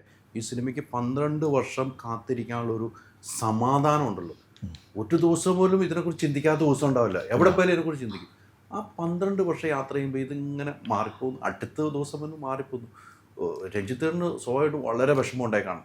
നിങ്ങൾ ഷെയർ ചെയ്യും, ചിപ്പി ചേച്ചിയായിട്ട് ഷെയർ ചെയ്യും, നിങ്ങളാണെങ്കിൽ ഈ കഥയും കാര്യങ്ങളുമായിട്ടുള്ള ഷെയർ ചെയ്യും. ആ സമയത്തെങ്കിലും ഇത് മുടങ്ങിപ്പോയാൽ ഞാൻ എന്താകും എന്നൊരു ചിന്താഗതി ഉണ്ടായിട്ടുണ്ട്. അല്ല, എന്ന് വെച്ചാൽ ഇതിനകത്ത് പലപ്പോഴും പല കാര്യങ്ങളിലും നമ്മൾ ഒരു ആത്മവിശ്വാസമുണ്ട്. ഇപ്പോൾ ഈ സിനിമ ഇങ്ങനെ ആകുമെന്നൊന്നും ഞാനിപ്പം ആയതുകൊണ്ട് പറയുന്നതല്ല, ആകുമെന്നൊന്നും ഞാൻ ഇത്ര ഭയങ്കര ഹിറ്റാകുമെന്നൊന്നും പ്രതീക്ഷിച്ചിട്ടല്ലല്ലോ നമ്മൾ സിനിമയിൽ എപ്പോഴും വരുന്നത്. പക്ഷെ എങ്കിലും ഇതിലൊരു നമ്മളെ എവിടെയൊക്കെയോ ചേർത്ത, അല്ലെങ്കിൽ നമ്മൾ ഇഷ്ടപ്പെടുന്ന ഒരു മോഹൻലാൽ എന്ന് പറയുന്ന ഒരാളുടെ ഒരു കഥാപാത്രം ഇതിലുണ്ട്. ഇന്ന് വരെ നമ്മൾ സത്യത്തിലും കിരീടം മനസ്സിൽ നിന്ന് മായാതെ കിടക്കുന്ന പടമാണ്, ദേവാസുരം മായാതെ കിടക്കുന്ന പടമാണ്. അതുപോലെ തന്നെ തന്മാത്രമായില്ല. ഈ ഇമോഷൻ ചെയ്തിട്ടുള്ള ചേട്ടൻ്റെ പടങ്ങളെല്ലാം ശ്രദ്ധിച്ചിട്ടുണ്ടോ? അത് മായത്തില്ല. അങ്ങനെ ഇത് മറക്കാത്തൊരു കഥാപാത്രമായി ഞാൻ ഇതിനകത്ത് എത്രയോ സ്വപ്നങ്ങൾ കണ്ടിട്ടുണ്ടെന്നറിയാമോ? കാരണം ചേട്ടൻ ഇങ്ങനെ അഭിനയിക്കുന്നത്, ചേട്ടനെ ഇങ്ങനെ കാണുന്നത്. ഇങ്ങനെ സിനിമ ചെയ്യാൻ പറ്റാതെ മരിച്ചാൽ ഏറ്റവും ഒരു ഭാഗ്യമില്ലാത്ത പ്രൊഡ്യൂസറായിട്ട് ഞാൻ മാറിയത്. കാരണം എൻ്റെ മനസ്സ് മുഴുവൻ ഇതായിരുന്നു, ഇതെങ്ങനെയെങ്കിലും ഇങ്ങനെ കാണണമെന്നുള്ളായിരുന്നു. അത് കണ്ടപ്പോൾ നമ്മുടെ കണ്ണ് നിറഞ്ഞു. കാരണം എനിക്കിങ്ങനെ കാണാൻ ആഗ്രഹിച്ച സിനിമയാണത്. അതേ പറയാൻ പറ്റുള്ളൂ. വല്ലാത്തൊരു പോയിന്റ് ആട്ടോ. അങ്ങനെ ചെയ്തില്ലെങ്കിൽ മരണം പോലും നമുക്ക് അല്ലേ ഭാഗ്യമില്ലാത്ത ആളായിപ്പോൾ. മനസ്സിൻ്റെ ഒരു നല്ല കഥ വന്നിട്ട് അതിനുവേണ്ടി എത്ര നാള് എത്ര വർഷമായാലും അത് കൃത്യമാണ്. അതിൻ്റെ ആ പരിശ്രമം തന്നെയാണ് ആ സിനിമ. അതിൻ്റെ ഒരു വിജയം കണ്ടിട്ടുണ്ട്. ഇവിടെയൊക്കെ ഈ സിനിമ ഇപ്പം എന്നോട് ആൻ്റണി പെരുമ്പാവൂരേട്ടൻ പറഞ്ഞ 2 പോയിന്റ്. ലാൽ സാറിൻ്റെ കണ്ണൊന്ന് നിറഞ്ഞാൽ ആ സിനിമ വിജയമായിരിക്കും. അതുപോലെ ലാൽ സാറിൻ്റെ ഒരു ആക്ഷൻ വന്നാലും ഇത് വിജയമായിരിക്കും. എൻ്റെ ആൻ്റണി ചേട്ടൻ പേഴ്സണൽ പറഞ്ഞിട്ടുണ്ട്. അത് കൃത്യമാണ്. ഇതിലെല്ലാം തന്നു ഒരുമിച്ച്. എനിക്ക് തോന്നുന്നു ഞാൻ ആ സിനിമ കണ്ടിട്ട് ഞാൻ കരഞ്ഞ കുറേ പോയിന്റുകളുണ്ട്. സിനിമ കാണാനുള്ളതുകൊണ്ട് ഞാൻ പറയാം. പക്ഷേ എങ്കിലും ഒരു സാധനം പറയാതിരിക്കാൻ പറ്റില്ല, പറഞ്ഞേ പറ്റൂ. മുരുക എന്നൊരു വിളിയുണ്ട്. അത് നമ്മൾ ആ തിയേറ്ററിലുണ്ടല്ലോ, ഒന്ന് കണ്ണ് നനയിക്കാതെ വരില്ല. ആ സീനുകൾ എടുക്കുമ്പോൾ ഒക്കെ അവിടെ ഉണ്ടായിരുന്നു. ബാത്റൂമിലൊരു സീനുണ്ട്, അത് നേരിട്ട് കണ്ട ഒരാളാണ്. ആ സമയത്ത് രഞ്ജിത്തേട്ടൻ്റെ കണ്ണ് നിറഞ്ഞിട്ടുണ്ടാവുമല്ലോ. ഷൂട്ട് ചെയ്യുമ്പോൾ നമ്മളൊക്കെ കരഞ്ഞു. നമുക്ക് ആർക്ക് കരയാതിരിക്കാൻ പറ്റും? ഇതൊരു റിയൽ ഒരു മനുഷ്യൻ പോയിട്ട് നമ്മൾ ഞെട്ടിക്കില്ലേ. കാരണം ഇതിന് മുമ്പ് വരെ അവിടെ ചുമ്മാ വെറുതെ ഇരുന്നിട്ട് ഈ പേപ്പറൊക്കെ വായിച്ച് തമാശയൊക്കെ പറഞ്ഞിരിക്കുന്ന ഒരാൾ, ആ റെഡിയല്ലേ, ലൈറ്റപ്പൊക്കെ കഴിയുമ്പോൾ റെഡിയല്ലേ പോകുന്ന ഒരാൾ അങ്ങോട്ട് ചെന്നിട്ട് നമ്മൾ ഇതിൽ ഇങ്ങനെ കാണുമ്പം എൻ്റെ നമുക്ക് ചിന്തിക്കാൻ പറ്റത്തില്ല കേട്ടോ. ഇങ്ങനെയൊന്നും ഞാൻ എൻ്റെ ലൈഫിൽ ഇനി കാണാനും പറ്റുന്ന വിശ്വസിക്കുന്നില്ല, ഒരിക്കലും ഉണ്ടാകാനും പോകുന്നില്ല. കാരണം ഇങ്ങനെ പെർഫോം ചെയ്യുന്നത്, കാരണം ബാക്കിയുള്ളവരൊക്കെ ഒരു തയ്യാറെടുപ്പ് നടത്തും ഇതിനു മുമ്പ് ഉൾക്കൊണ്ട്, അല്ലെങ്കിൽ ഒരു മിനിറ്റ് എന്നൊക്കെ പറഞ്ഞിട്ട് അല്ലെങ്കിൽ വയ്ക്കും, അല്ലെങ്കിൽ ഗ്ലിസറിനൊക്കെ വെച്ചിട്ട് ഒന്ന് നിന്നിട്ട് ഇത് ഗ്ലിസറിനും വേണ്ട, ഒന്നും വേണ്ട, ഒരു കാര്യവും വേണ്ട, നേരെ പോയിട്ട് ആ കഥാപാത്രം അങ്ങാവും, ആ ക്യാരക്ടറായിട്ട് അവിടെ നിന്ന് തുടങ്ങുമ്പോൾ നേരെ പോകുന്നതിന് മുമ്പ് തന്നെ പറയും, എവിടെയാണോ ഞാൻ പറയാതെ നിങ്ങൾ കട്ട് ചെയ്യരുത്, നിങ്ങൾക്ക് വേണ്ടത് ഉപയോഗിച്ചാൽ മതി, പക്ഷേ എനിക്ക് പെർഫോം ചെയ്യാൻ ആ ടൈം പറയരുത്, കട്ട്. അങ്ങനെ കട്ട് പറയാതെ നമ്മൾ നിൽക്കുമ്പോഴാണ് ഞങ്ങൾക്ക് എന്ത് ചെയ്യണമെന്നറിയാൻ പറ്റാതെ പലപ്പോഴും അതിനകത്തിപ്പോൾ സിനിമയിൽ അതിനകത്ത് ആ ബാത്റൂം സീനിൽ കണ്ടിട്ടുള്ളതെന്ന് പറയാം. അതിപ്പോൾ എനിക്ക് കാണാത്തവർക്ക് വേണ്ടി പറയാൻ പറ്റാത്തത് കൊണ്ട് പറയാം. അതിലൊക്കെ ചെയ്തിരിക്കുന്നത് കണ്ട ആരാ ഞെട്ടിപ്പോവാതെ, എന്താണ് ചെയ്തിരിക്കുന്നത്? അത് ഒരു രക്ഷമില്ലാത്ത കാര്യം. പിന്നെ ഈ മുരുക എന്ന് പറഞ്ഞ് ഞാൻ ഈ സത്യസന്ധമാണ് അലിയോട് പറയുന്നത്, ഞാനൊരു സാധാരണക്കാരനായ ഒരു പ്രേക്ഷകൻ്റെ മനസ്സിലുള്ള ആളാണ്. ഇമോഷനൊക്കെ ഭയങ്കര കൂടുതലാണ്. ഞാനിത് എല്ലാം ഷൂട്ട് ചെയ്യുമ്പോഴും കരയും, റീറെക്കോർഡ് ചെയ്യുമ്പോഴും കരയും, ഡബ് ചെയ്യുമ്പോഴും കരയും, എപ്പോൾ കണ്ടാലും കരയും. കാരണം അത് നമ്മൾ ആന്റണി പറഞ്ഞ് പറയുന്നില്ല, ഈ ചേട്ടൻ കരയും മമ്മൂക്ക കരയൊക്കെ ചെയ്യുമ്പോൾ ഈ മലയാളി പണ്ട് തൊട്ടേ കരയും. കാരണം അത് അവരുടെ പ്രശ്നമായിട്ട് മാറും അല്ലേ? അതെ അതെ. നമ്മുടെ മനസ്സിൽ അങ്ങനെയാണ്. ഇവർ രണ്ടുപേരും കരയാതിരിക്കലിവിടെ കരയും. അതങ്ങനെ നമ്മുടെ വീട്ടിലെ ആരോ ഒരാളെ പോലെ അതാണ്. രണ്ടുപേരും അങ്ങനെയാണല്ലോ. നമുക്ക് മുക്കായും ലാലേട്ടൻ അങ്ങനെയാണ്. 100%. അത് നമ്മൾ പറയാതിരിക്കാൻ പറ്റില്ല. എന്ന് വെച്ചാൽ അതൊക്കെ ഈ മലയാളി ഇത്രമാത്രം സ്നേഹിക്കുന്ന ആളല്ല. ഇവർക്കൊന്ന് വിഷമമുണ്ടായി എന്ന് വെച്ചാൽ ഞാൻ പറയുന്നത്, ഈ തിയേറ്ററിൽ നിന്നൊക്കെ എത്രയോ പേര് ഇറങ്ങാൻ പറ്റാതിരിക്കുന്നുണ്ട് കരഞ്ഞിട്ട്. എന്ന് വെച്ചാൽ ഇത് കരച്ചിൽപ്പടമാണോ? അല്ല, അവിടെയാണ് കാര്യം. പക്ഷെ എല്ലാം ഉണ്ടെങ്കിലും ഒരു ചെറിയ കാര്യം ചെയ്യുമ്പോൾ പോലും ആളുടെ കണ്ണ് നിറഞ്ഞിട്ട് ഇറങ്ങാൻ പറ്റുന്നില്ല. ഇത്രയും വർഷങ്ങൾ സിനിമ കാണാതെ ഞാനൊരു വീഡിയോ കണ്ടാണ്, ഒരു അച്ഛനും അമ്മയും പ്രായം ചെന്നവർ മകൻ സിനിമയ്ക്ക് കൊണ്ടാണ്. അപ്പോൾ വർഷങ്ങൾക്ക് ശേഷമാണ് ഒരു സിനിമ. അപ്പോൾ അവർ എന്ത് സന്തോഷം, മോഹൻലാലിൻ്റെ സിനിമ എന്ത് ഇറങ്ങിയിട്ട് അവർ ബ്ലോഗ് ചെയ്തപ്പോഴാണ് അത് ഭയങ്കരമായിട്ട് ആ ബ്ലോഗ് കണ്ടിട്ട് നമുക്ക് അത്ഭുതപ്പെടും. ആ പ്രായം ചെന്നിട്ട് ഇവരാ സിനിമ കണ്ടിട്ട് പറയുന്നത്. ഒരു കുട്ടിയുടെ ഒരു വീഡിയോ ഉണ്ടല്ലോ, എന്തിനാണ് മോഹൻലാലിനെ പോലീസ് പിടിച്ചതെന്ന് പറഞ്ഞൊരു വീഡിയോ. അല്ല, എല്ലാവരും ഒരുപോലെ പറയുകയും ഒരുപോലെ സംസാരിക്കുകയും ചെയ്യുന്ന ഒരു സിനിമ, അത് കളക്ഷനിൽ മാത്രമല്ല, ഒരു നിർമ്മാതാവെന്ന നിലയിലും ആക്ടർ എന്ന നിലയിലും സംവിധായകൻ എന്ന നിലയിലും അതിൽ വർക്ക് ചെയ്തിരിക്കുന്ന ഷാജിക്കായാലും അതിൽ ജേക്സിനായാലും അതിൻ്റെ പ്രൊഡക്ഷനിൽ വർക്ക് ചെയ്തവർക്കും എല്ലാവരുടെയും, ഞാൻ പറയുന്ന മുഴുവൻ പേരും, ഡിക്സൺ, എല്ലാ ആളുകളും, മറ്റേ പറയുന്ന ഗൂഗിൾ, എല്ലാവരുടെയും ഒരു കാലഘട്ടത്തിലെ അഭിമാന ചിത്രമായി മാറ്റാൻ പറ്റി എന്നുള്ളതാണ് എനിക്ക് ഏറ്റവും വലിയ സന്തോഷം. അതെ, അതിലുള്ള എല്ലാവർക്കും പേര് ഞാൻ ഇതിൽ ഭാഗമായിരുന്നു. എനിക്കും പറയാനുണ്ട്, ഞാൻ എൻ്റെ ഭാഗമായിരുന്നു. ഞാൻ ആദ്യത്തെ പൂജ വേറെ ആരുമില്ലായിരുന്നു. കറക്റ്റ്. ഞാൻ ഇപ്പം നേരത്തെ പറഞ്ഞ രഞ്ജിത്തേട്ടൻ പറഞ്ഞ നമ്മളിവിടെ ഇരുന്ന് വർത്താനം വേണ്ടി പെട്ടെന്ന് പോയി ക്യാരക്ടർ വന്നു. ഞാനൊരു ലൊക്കേഷൻ വരുമ്പോൾ ജയിലിലെ സീൻ എടുക്കാം, ആക്ഷൻ സീൻ എടുക്കാം, നമ്മളിങ്ങനെ രസകരമായ വർത്താനം നേരെ പോയിട്ട് തിരിച്ച് വീണ്ടും ആ ജയിലിലെ സീൻ കാണാത്തവരൊക്കെ കണ്ടവർക്കറിയാം, കാണാത്തവർ കാണാൻ വേണ്ടിയാ പറഞ്ഞത്. ആ സീൻ നമ്മൾ എന്തോരം മണിക്കൂർ വർത്താനം വേണ്ടാ പോകണം, പെട്ടെന്ന് ആൾ മാറി നമ്മൾ അത്ഭുതപ്പെടുത്തി എന്നെയും. ഇതിലൊക്കെ എന്ന് വെച്ചാൽ ഈ സിനിമയിൽ ഇത്രയും ചേട്ടൻ കഷ്ടപ്പെട്ടിരിക്കുന്നതേ ഒരു ശരിക്കും പറഞ്ഞാൽ ഒരാൾക്കും ചെയ്യാൻ പറ്റത്തില്ല. രാത്രി മുഴുവൻ ഷൂട്ടിങ്ങാണ്, മഴ നനഞ്ഞുള്ള ഷൂട്ടാണ്. മണിക്കൂർ ലാലേട്ടൻ നിങ്ങൾ മഴയത്ത് നിർത്തിയിട്ട് അത് കണ്ടിന്യൂസ് മഴയത്താണ്.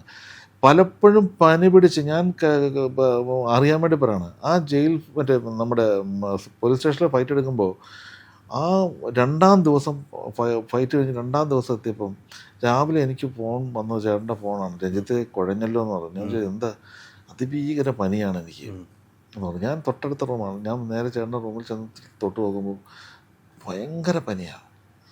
അപ്പോൾ ഞാൻ ചേട്ടനോട് ചോദിച്ചു, ചേട്ടാ ഇത് എന്ത് ഭയങ്കര ചൂടുണ്ട്. അപ്പോൾ പറഞ്ഞു എനിക്ക് തീരെ പറ്റുന്നില്ല, എന്താ ചെയ്യേണ്ടതെന്ന് ചോദിച്ചു. ഞാൻ പറഞ്ഞു ഒരു കാര്യം, ചേട്ടൻ ഇന്ന് ഷൂട്ട് വേണ്ട, ഞാൻ ഇപ്പം തന്നെ വിളിച്ച് പറഞ്ഞോളാം എന്ന് പറഞ്ഞു. അത് പറ്റൂല, ഞാനൊന്ന് നോക്കട്ടെ, ഇത്രയും പേരെയും വെയിറ്റ് ചെയ്ത് വെച്ച് അതൊന്നും പറ്റൂല രഞ്ജിത്ത്, ഭയങ്കര നഷ്ടം വരും, പറ്റൂലെന്ന്. ഞാൻ പറഞ്ഞു ചേട്ടാ ഒന്നും കുഴപ്പമില്ല. എന്നിട്ട് എന്നെ മുമ്പിൽ വെച്ച് തന്നെ ഡോക്ടറെ വിളിച്ചിട്ടും ഹൈ ഡോസ് മരുന്ന് വാങ്ങിച്ച് കഴിച്ച് അതിനുശേഷം ഞങ്ങൾ ഒരുമിച്ച് പോവാണ്. അപ്പോഴും ഞാൻ പറയുന്നുണ്ട്, ചേട്ടാ അത് ചേട്ടൻ ഇതൊരു ഒരു ഒന്നാമത്തെ കാര്യം, നമുക്ക് 2 ദിവസം റെസ്റ്റ് എടുത്താലും കുഴപ്പമില്ല, ചേട്ടന് വയ്യാതായപ്പോൾ എന്ത് ചെയ്യും. അപ്പോൾ അതുകൊണ്ട് പക്ഷേ എൻ്റെ അടുത്ത് പറഞ്ഞു പറ്റൂല, നമുക്കത് ചെയ്യാം, അത് അവർക്ക് ഇത് കഴിഞ്ഞ് അങ്ങോട്ട് ഫൈറ്റ് മാസ്റ്റർക്കും പോകണം, ഒരുപാട് പേരുടെ പ്രശ്നമല്ലേ, നമുക്ക് ചെയ്യാമെന്ന് പറഞ്ഞിട്ട് ചെയ്തിട്ട് ആ ചാട്ടമൊക്കെ ചാടുന്ന കാര്യമൊക്കെ ഈ പനിക്കകത്താണ് ചാടിയേക്കുന്നത്. എനിക്ക് ആലോചിക്കാൻ പറ്റില്ല അത്, അങ്ങനെ ഒരാളാണ്. പിന്നെ ഈ പറയുന്ന നമ്മുടെ ഈ ക്രൂ തൊട്ട് പ്രൊഡ്യൂസർ തൊട്ട് ഒരാളെയും വേദനിപ്പിക്കരുത്, ഒരാൾക്കൊരു ബുദ്ധിമുട്ടുണ്ടാക്കരുത്. 10 മിനിറ്റ് താമസിച്ചു പോയാൽ വരുന്ന വഴി ഫോൺ ചെയ്യും, ഞാൻ ട്രാഫിക്കിൽ പെട്ട് പോയതാണേ, അല്ലെങ്കിൽ ഒരാൾ എനിക്ക് ഇവിടെ വന്ന് എന്നെ കാണാൻ വന്നുകൊണ്ടാണേ, ഒരു 10 മിനിറ്റ് ഞാൻ വരുമെന്ന് പറഞ്ഞ് വിളിക്കുന്ന ആരുണ്ട് ഇവിടെ? ആരുമില്ല. അങ്ങനെ വിളിക്കും. ഇതിങ്ങനെ വിളിച്ചു പറയും. എന്നുവെച്ചാൽ ഒരാൾ വെയിറ്റ് ചെയ്യുക, ഒരാളെ വെറുതെ നിർത്തുക, അതൊന്നും ഇഷ്ടമുള്ള ഒരാളല്ല. ഈ മഴയത്ത് ചെയ്യുമ്പോൾ, മഴയൊക്കെ കഴിയുമ്പോൾ, മഴ നനഞ്ഞ് കംപ്ലീറ്റ് നനയുമ്പോൾ നമുക്ക് അതിൻ്റെ അടുത്ത 2 ക്ലോസ് കൂടെ നമ്മൾ ചേട്ടനെ വിട്ടിട്ട് 3-4 ക്ലോസ് കൂടെ എടുത്ത് നമ്മൾ പോകാമെന്ന് പറയുമ്പോൾ ഈ നനഞ്ഞ ഈ സാധനമായിട്ട് അവിടെ തന്നെ നിൽക്കും. നിങ്ങൾ മൊത്തം നനയല്ലേ, അപ്പോൾ ഞാനെന്തിനാ പോകുന്നത്, ഞാൻ പോയിട്ട് ശരിയാവില്ല, ഞാനിവിടെ നിൽക്കാന്ന് പറഞ്ഞാൽ അവിടെ നിൽക്കും. എന്നിട്ട് ഇതെല്ലാവരും പോകുമ്പോഴേ പോവുള്ളൂ. ഞാൻ ഇതിലൊരു കഥാപാത്രം ഷൈജോ അടിമാലിയുടെ ഇൻ്റർവ്യൂ എടുത്തപ്പോൾ എന്നോട് പറഞ്ഞൊരു കാര്യം, അതിപ്പോഴും ഓർക്കുവാണ്. ബൈക്കിലിരിക്കുവാണ്, ചെറിയ ചാറ്റമഴുണ്ട്, രഞ്ജിത്തേട്ടൻ കുട ചൂട്, ഇവൻ ക്യാരവാനിലായിപ്പോയി, ഇവൻ അവിടെ നോക്കുക ആരുമില്ല, ഇവനെ വിളിച്ചില്ല, മറന്നുപോയി. ഉടനെ ഇവൻ വന്നപ്പം രഞ്ജിത്തേട്ടൻ ഇങ്ങനെ ബൈക്കിൽ, അപ്പോൾ ആ ചാറ്റമഴ അവിടെ ഇരിക്കുവാണ്, ബൈക്കിൽ ഇങ്ങനെ കാലും ഇരിക്കാതെ. അപ്പം ഇവന് ഭയങ്കര വണ്ടി കയറിയപ്പോൾ ലാലേട്ടൻ പറഞ്ഞ ഒരു കാര്യം ചെയ്തോളുന്നത്, മോനെ പിടിച്ചിരുന്ന് നമ്മൾ 100 പോകാൻ അത്രയും ഹാപ്പിയാക്കി ഇവന്റെ ടെൻഷൻ ഒഴിവാക്കി കൊടുത്തത്. അതെന്താന്ന് വെച്ചാൽ ഷൈജുവിന്റെ കുഴപ്പമില്ല, അല്ലാന്ന് പറഞ്ഞു ഒരു 5 കിലോമീറ്റർ 6 കിലോമീറ്റർ മുമ്പ് ഈ നമ്മൾ ഈ റോഡ് ഷൂട്ട് ചെയ്യുന്ന സ്ഥലത്ത് കാരവാൻ വരാൻ പറ്റത്തില്ല. അപ്പോൾ അവിടുന്ന് ബാക്കി എല്ലാം, അപ്പോൾ ഈ മഴ പെയ്തപ്പോൾ എല്ലാവരോടും കാരവാനിൽ കയറുന്നതാണ് പറഞ്ഞു. അപ്പം ഷൈജു മാത്രമേ ആർട്ടിസ്റ്റായിട്ടുള്ളൂ വേറെ, ബാക്കി എല്ലാവരും ഷിഫ്റ്റ് ചെയ്തു. ഈ കാരവാൻ അതിനകത്ത് ഷൈജു ചെയ്തു. എല്ലാവരും വന്ന് ഷോട്ടും റെഡിയായി, ബൈക്ക് വന്നോ എന്ന് പറയുമ്പോഴാണ് എല്ലാവരും തിരക്കുന്ന ഷൈജു എന്ത് ചെയ്യും. അപ്പോൾ ഇനി ഷൈജു 6 കിലോമീറ്റർ അപ്പുറത്ത് വരണം. ഇതേ ബൈക്കിൽ മഴ പെയ്തുകൊണ്ടിരിക്കുക, ബൈക്കിൽ. അപ്പം അത് മാറില്ല, ഒരു കുടയും പിടിച്ച് ഞാനും ചേട്ടനും കൂടെ നിൽക്കുകയാണ്. ഇപ്പം ഈ ഷൈജുവിൻ്റെ ഒരു വരവുണ്ട്, ഞാൻ കണ്ടാ വെച്ചാൽ ഈ ലാലേട്ടൻ വഴക്ക് പറയുമോ, എത്രയോ സമയമായിട്ട് നിൽക്കുകയല്ലേ എന്നാലും നേരെ ഇങ്ങോട്ട് വന്നപ്പോൾ നേരെ വന്നപ്പോൾ വാ കയറി എന്ന് പറഞ്ഞത്, കയറി കഴിഞ്ഞിട്ട് നേരെ വന്നു പിടിച്ചിരുന്നോണേ.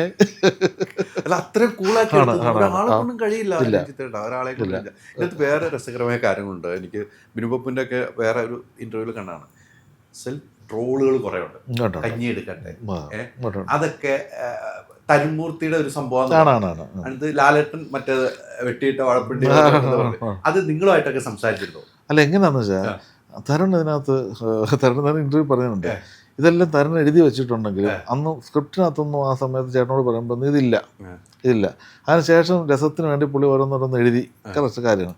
അപ്പോൾ ഇത് എഴുതുമ്പോഴൊക്കെ എഴുതി കഴിഞ്ഞിട്ട് എന്നോട് ചോദിച്ചു, ലാൽ സാർ വല്ലതും പറയൂ, ഇതൊക്കെ പറഞ്ഞാൽ നമ്മളെ ഇനി എന്തെങ്കിലും പറയുമോ? ഞാൻ പറഞ്ഞു നിങ്ങൾ എഴുതി വെച്ചോ, ഒരു കുഴപ്പമില്ല, അങ്ങനെ ഒരാളല്ല പുള്ളി എന്നുള്ളത്. എന്നിട്ടും ഈ തരുണൊരു ധൈര്യമില്ല ഈ സീൻ കൊണ്ട് കൊടുക്കുമ്പോൾ. ഇത് വായിക്കുമ്പോൾ ഇതിനകത്തുണ്ടല്ലോ, അപ്പോൾ എൻ്റെ അടുത്ത് ചേട്ടനോടൊന്ന് പറഞ്ഞേ എന്ന് പറഞ്ഞിട്ട് ചേട്ടനൊന്ന് പറയണം, പറഞ്ഞിട്ട് ഞാൻ പറയാമെന്നാണ്. അപ്പോൾ ആദ്യം ഞാൻ ആദ്യം ചെന്നിട്ട് പറഞ്ഞു, ചേട്ടാ ഇങ്ങനത്തെ കുറേ പരിപാടികൾ ഞാൻ തരുന്നു, അതിനെന്താ നാട്ടുകാർ മുഴുവൻ പറഞ്ഞുകൊണ്ടിരിക്കുകയല്ലേ. പിന്നെ തരുൺ ധൈര്യമായി. അങ്ങനെ തരുൺ പിന്നെ എന്ത് പറഞ്ഞാലും ഏത് കാര്യം പറഞ്ഞാലും ആ തോള് ചരിക്കുന്ന ഒരു ഷോട്ടുണ്ട്. ആ തോള് ചരിക്കുന്ന ഷോട്ടൊക്കെ ചേട്ടനോട് ചെന്ന് പറയുമ്പോൾ ചേട്ടൻ എന്ത് സന്തോഷത്തോടെ പറഞ്ഞ് എത്ര വരെ ചരിക്കണമെന്ന് പറഞ്ഞാൽ മതി, ഞാനൊന്ന് നേരെയാക്കി വരികയായിരുന്നു. ഇനി തരുണ് തരിക്കണ ചരിച്ചോ. ഇല്ല അതൊക്കെയാണ് കേട്ടോ, ഫ്രീഡമാണ് കൊടുത്തിരിക്കുന്നത് അല്ലേ. ആ ഒരു ഫ്രീഡം ഉള്ളതുകൊണ്ടല്ല ആ സിനിമ ഇങ്ങനെയായത്. ഈ നമ്മുടെ ഈ വില്ലൻ എന്ന് പറയുന്നത് അല്ലേ, മലയാള സിനിമയിൽ ഇന്ന് വരെ എനിക്കത് കണ്ടപ്പം എന്നപ്പർഗീസറിനൊക്കെ ഓർമ്മ വന്നു. പക്ഷെ ഇവിടെ എത്രയും പേര് ഇപ്പം സിദ്ദീഖ് ഉൾപ്പെടെ ഉള്ളവർ ഈ സിനിമയിലേക്ക് വേണ്ടി വെക്കാം. പക്ഷെ അതിലേക്കൊക്കെ മാറി ഇദ്ദേഹത്തിലേക്ക് എത്തിയത് എങ്ങനെയാണ്? അത് എന്ന് വെച്ചാൽ ഇതിൽ അലി 3 പ്രാവശ്യം സിനിമ കണ്ട ആളാണ്. അപ്പോൾ 3 പ്രാവശ്യം കണ്ടെന്ന് പറഞ്ഞുകൊണ്ട് എനിക്ക് നന്നായിട്ട് മനസ്സിലായി. ഈ സിനിമയുടെ തുടക്കത്തിൽ തൊട്ട് അതിൻ്റെ ഒരു പോർഷൻ വരെ ഈ ക്യാരക്ടർ ഇങ്ങനെ ഒരാളാണെന്ന് മനസ്സിലാകാൻ പാടില്ല, ഒരിക്കലും മനസ്സിലാകാൻ പാടില്ല. പിന്നെ ഇപ്പോഴും ചിന്തിക്കുന്നത് ഇങ്ങനെയെന്ന്. അതെ, അങ്ങനെ ആ ഒരു സംഭവം ചെയ്യണമെങ്കിൽ ഇവിടുത്തെ സാധാരണ ഒരാൾ വരുമ്പോൾ ആദ്യം തന്നെ മനസ്സിലാവും ഇത് ഇയാളാണ് വില്ലൻ എന്ന് പറയുന്നത്. അത് മനസ്സിലാവരുത്. അപ്പോൾ അതിന് നമ്മളെന്ത് ചെയ്തു, വേറെ സ്ഥലത്തുള്ള ആളിലെ വലിയ ആളുകളല്ലാത്ത നല്ല ആർട്ടിസ്റ്റുകളുണ്ടെന്ന് നോക്കി കുറേയൊക്കെ ശ്രമം നടത്തി. അപ്പോഴൊന്നും നമുക്കൊന്നും കറക്റ്റാവുന്നില്ല. അങ്ങനെ നമ്മൾ എനിക്ക് KR സുനിലാണ്. അങ്ങനെ സുനിലുമായി ഈ മറ്റേ പ്രകാശ് വർമ്മയ്ക്ക് നല്ല അടുപ്പമാണ്. സുനിലിൻ്റെ ഒരു മഞ്ജുക്കർ എന്ന് പറഞ്ഞൊരു ബുക്ക് ഉണ്ട്. ആ ബുക്ക് ഭയങ്കര ബുക്കാണ്, അത് കണ്ടുപോക്കേണ്ടതാണ്. അത് സിനിമയാക്കാൻ വേണ്ടി ഇദ്ദേഹം വിളിച്ചിരുന്നു. അത് ഒരാളെ കൊണ്ട് സിനിമയാക്കാൻ പറ്റില്ല, കാരണം അത്ര ഭയങ്കര ഭീകര കുഞ്ഞാലി വരക്കാർ പോലെ എടുക്കേണ്ട സിനിമയാണ് അത്. അപ്പോൾ അത് ആ സിനിമ എടുക്കണ കുറച്ച് പാടാണ്. അപ്പോൾ അത് ഈ നിർവ്വാണം എന്ന് പറഞ്ഞ് ഇത്രയും വലിയ ആർട്ട് മേക്കറായിട്ടുള്ള ഈ പ്രകാശ് വർമ്മ എന്ന് വെച്ചാൽ നമ്മൾ വിചാരിക്കുന്നതല്ല, കോടിക്കണക്കിന് രൂപയുടെ ആസ്തിയുള്ള ഒരു വലിയ ഒരു കമ്പനി നടത്തുന്ന ആളാണ് ഇദ്ദേഹം. അതിൻ്റെ ഡയറക്ടറാണ് ഇദ്ദേഹം. ഈ ആഡ് കാണുന്ന വലിയ വലിയ ആഡ്സ് മൊത്തം നമ്മൾ കാണുന്ന നെറ്റ്ഫ്ലിക്സിൻ്റെ ആണെങ്കിലും ബ്രിട്ടീഷ് എയർവേസ് ആണെങ്കിലും എല്ലാത്തിൻ്റെ ആഡ്സ് പുള്ളിയാണ് ചെയ്തിരിക്കുന്നത്. അപ്പോൾ അങ്ങനെ ചെയ്യുന്ന ഒരാൾ ആയതുകൊണ്ട് പുള്ളി ഇങ്ങനെ വിളിച്ച് സംസാരിക്കുകയും ആ സിനിമയെക്കുറിച്ചൊരു ഡിസ്കഷനൊക്കെ നടന്നു. അങ്ങനെ ഒരു ഭയങ്കര സുഹൃത്തുക്കളാണ്. അപ്പോൾ പുതിയ ആളിനെ തിരഞ്ഞെടുത്തുകൊണ്ടിരിക്കുമ്പോൾ ഈ KR സുനിൽ ഈ ഇവിടെ പ്രകാശ് വർമ്മ അതിൻ്റെ ഇടയിൽ ഇവിടെ വരികയും അവിടെ പോയി കാണുകയൊക്കെ ചെയ്തിട്ട് അവിടെ അപ്പോൾ സുനിലിൻ്റെ മനസ്സിലൊരു തീരുമാനം എടുത്തിട്ടായിരിക്കണം സുനിൽ അവിടെ നിന്ന് ഈ പ്രകാശ് വർമ്മയുടെ തനിയുള്ള സുനിൽ ഒരു ഫോട്ടോഗ്രാഫറാണല്ലോ, ഫോട്ടോ എടുക്കുക, സെൽഫി എടുക്കുക, ഇതെല്ലാം എടുത്തിട്ട് തരുണും ഒക്കെ അയച്ചു കൊടുത്തിട്ട് ഞങ്ങളെല്ലാവരും കൂടി ഇരിക്കുമ്പോഴത്തേക്ക് ഒരു ദിവസം പറഞ്ഞു, ഈ ഇങ്ങനെ ഒരാളുടെ മുഖമുണ്ട്, ഇയാൾ ജോർജിന് പറ്റുമോ? അപ്പോൾ താടിയൊക്കെ വെച്ച ഒരാളാണല്ലോ പുള്ളി. അപ്പോൾ നമ്മൾ ഇതിനകത്ത് താടിയൊക്കെ ചെയ്യുന്ന ആൾ, പക്ഷെ ഫേസ് കാണുമ്പോൾ ഉക്കനാണ്. അപ്പോൾ ഉടനെ തന്നെ തരുൺ പറഞ്ഞു, ചേട്ടാ നമുക്കിത് നല്ലൊരു പരീക്ഷണമാണ്, അദ്ദേഹത്തിന് കൂടുതൽ കാര്യങ്ങളെല്ലാം അറിയുന്നതിനെക്കുറിച്ചറിയാം, നമുക്ക് ഇദ്ദേഹത്തെ ഒന്ന് കിട്ടുമോ നോക്കട്ടെ എന്ന് ചോദിച്ചു. നമ്മൾ നോക്ക് എന്ന് പറഞ്ഞു. അങ്ങനെ നോക്കിയപ്പോഴത്തേക്ക് പ്രകാശ് സുനിൽ വിളിച്ചു, തരുൺ സംസാരിക്കുകയൊക്കെ ചെയ്ത് കഴിഞ്ഞതിന് ശേഷം എൻ്റെ അടുത്ത് പറഞ്ഞു, അദ്ദേഹം ഒന്ന് അടുത്തടുത്ത് വരുന്നുണ്ട്, പക്ഷേ ഭയങ്കര ഒരു ആഡ്സും ഒക്കെ പുള്ളിക്ക് ഒരുപാടുള്ളതുകൊണ്ട് ഇങ്ങനെ കറക്റ്റായി വന്നിട്ടില്ല എന്ന് പറഞ്ഞു. പിന്നീട് നിരന്തരം വിളിച്ചപ്പോൾ പുള്ളി പറഞ്ഞു, ഞാനിത് പറയുന്നതിൻ്റെ കാര്യം വെച്ചാൽ ഇത് മോഹൻലാൽ സിനിമയാണ്. അപ്പോൾ ഈ പുള്ളിയുടെ ഇൻ്റർവ്യൂ തന്നെ ഇത് ഇന്നപോലൊരു കമ്പനിയുടെ പടമാണ്, ശോഭനെ അഭിനയിക്കുന്നു, ഇവരൊക്കെ അഭിനയിക്കുന്നു, നിങ്ങൾ തരുണിനെ പോലെ വലിയ ഡയറക്ടറാണ്, ഞാൻ വന്നിട്ട് അവിടെ ഈ ഒരു വില്ലൻ പതറിയാൽ ഈ പടം പൊളിഞ്ഞു പോകും. അതുകൊണ്ട് ഞാൻ അഭിനയിക്കുന്നത് നിങ്ങൾക്ക് എങ്ങനെ അറിയാം ചോദിച്ചു. അതുകൊണ്ട് നിങ്ങളൊരു കാര്യം ചെയ്യും, ഒരു ബുദ്ധിമുട്ടില്ലെങ്കിൽ ബോംബെയിലേക്ക് വന്നിട്ട് എൻ്റെ ഓഫീസിൽ തന്നെ ഒരു സീനും എടുത്തുകൊണ്ടൊന്ന് വെറുതെ ഫോണിലൊന്ന് ഷൂട്ട് ചെയ്ത് നോക്കാം. സത്യസന്ധതയോടാണ് അവിടെ ഷൂട്ട് ചെയ്ത് ഒരു ഒരു ഒരു 10 മിനിറ്റിനകത്ത് മാറി നിന്ന് തരണം എന്നെ വിളിച്ചു പറഞ്ഞത്, ചേട്ടാ ഒന്നും നോക്കാനില്ല, ജോർജിനെ കിട്ടിയെന്ന് പറഞ്ഞു. എന്നോട് പറഞ്ഞു ഗംഭീര പെർഫോമൻസാണ്, ഞാൻ ചേട്ടൻ ഇതിങ്ങനെ അയക്കുന്നില്ല, ഞാൻ ഒന്ന് എഡിറ്റ് ചെയ്ത് ചേട്ടൻ അയച്ചു തരാമെന്ന്. പിറ്റേ ദിവസം എറണാകുളത്ത് വന്ന് കൊച്ചി, ഇതിനായിട്ട് ബോംബെക്ക് വിട്ടാ നമ്മൾ, കൊച്ചി വന്ന് എഡിറ്റ് ചെയ്ത് തരണം എനിക്ക് വാട്സാപ്പിൽ അയച്ചു തരുന്നു. ഞാനിത് കണ്ടിട്ട് തരനോട് മറുപടി പറയുന്നതിന് മുമ്പ് തന്നെ ഞാൻ ലാലേട്ടനെ അയച്ചു, ഇത് ഈ ആള് ചേട്ടനോട് എന്നെ വിളിച്ചു, ഇത് നമ്മുടെ പ്രകാശ് വർമ്മ ചേട്ടൻ ആട്ടിൽ അഭിനയിച്ചിട്ടുണ്ടല്ലോ, പുള്ളി ഷൂട്ട് ചെയ്ത് ഒരുപാട് അഭിനയിച്ചിട്ടുണ്ട് പറഞ്ഞു. അപ്പോൾ ഇത് എന്തോന്ന് ഇയാൾ പെർഫോം ചെയ്യുന്നത് എന്ന് ചോദിച്ചു. അത് ഗംഭീരമായിരിക്കുന്നല്ലോ എന്ന് പറഞ്ഞു. അപ്പം ഞാനുണ്ട് തരേണ്ടത് പറഞ്ഞു, തരൻ ഞാൻ ലാലേട്ടനും അയച്ചു കൊടുത്തു, ഞാനും കണ്ടു, നമുക്കിനി ഒന്നും ആലോചിക്കണ്ട ഇതെന്ന് പറഞ്ഞു. അപ്പോൾ തരൻ പറഞ്ഞു, ഞാൻ ചേട്ടനോട് അതാ പറഞ്ഞത്, തരൻ ആദ്യം തന്നെ പറഞ്ഞു ഇത് ഗംഭീരമാണ് എന്ന് പറഞ്ഞു.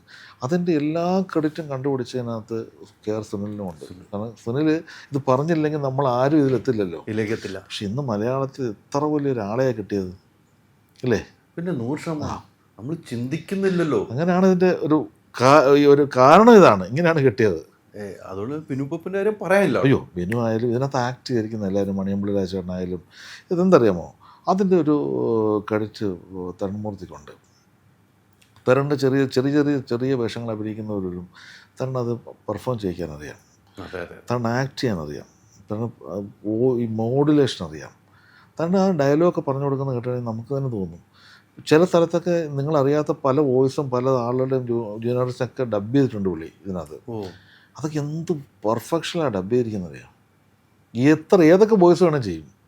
ഇനി ഒന്നും വേണ്ട, അതിനകത്ത് നിങ്ങൾ ഒരു ആരും പറയണ്ട, ആ പോലീസ് സ്റ്റേഷനിലെ ആ ഫൈറ്റിൻ്റെ ഇടയിൽ മുകളിലേക്ക് ചാടി വരുമ്പം അവിടെ ഒരു പാട്ടുണ്ട്, കാടേറും കുമ്പാന്ന്, അത് എഴുതിയ തരൺമൂർത്തിയാണ്.